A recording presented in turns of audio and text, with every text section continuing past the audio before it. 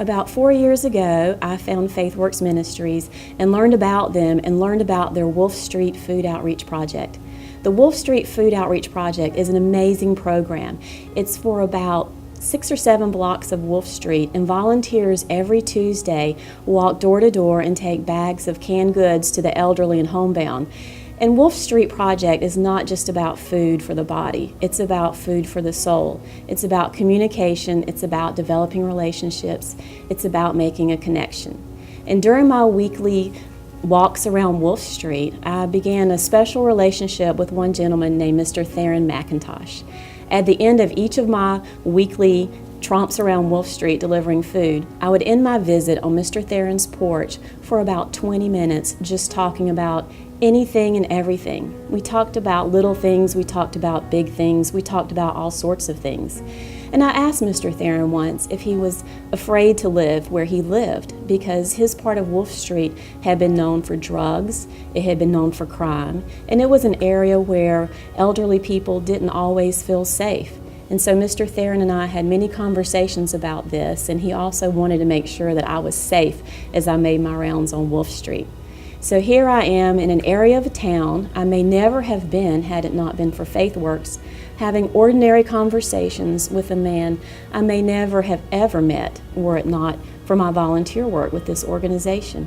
So for weeks and weeks and weeks and months and years, I would end my Tuesday routines on Mr. Theron's porch talking about the little things.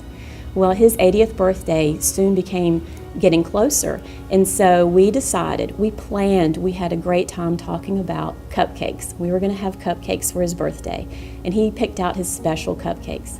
Well, the Tuesday before his birthday came, and I jumped out of the car with my pink cupcake box in hand, excited to celebrate his birthday with him, and his neighbor looked at me and said, "Hey, your buddy died." And I was surprised. I said, "What do you mean, what buddy?" And he said, "Mr. Theron, he died this weekend." And I said, "He could not have died because I had these cupcakes and we're celebrating his birthday today." But he had indeed passed away. And so in a roundabout way, I got in contact with his family, and they lived out of town because he was a widower living alone. And that night, his son called me and asked me to speak at his funeral. And I thought, oh my goodness, I was honored, but then I was also a little hesitant because it was such a personal and emotional time for them, and I did not know if it was right for me to be a part of that. But I finally said yes, and then I struggled with what I was going to say. But I found myself on Mr. Theron's 80th birthday day speaking at his funeral, and what I said was what I had learned through my faith and my working with FaithWorks, and that was, there are no ordinary moments. All of these little moments that I had been spending with Mr. Theron, talking about big things and little things, were really not ordinary at all. They were, in fact, extraordinary. And this gentle man with a quiet soul had taught me that. And I never would have met him, I never would have been impacted by his life and by my relationship with him were it not for FaithWorks.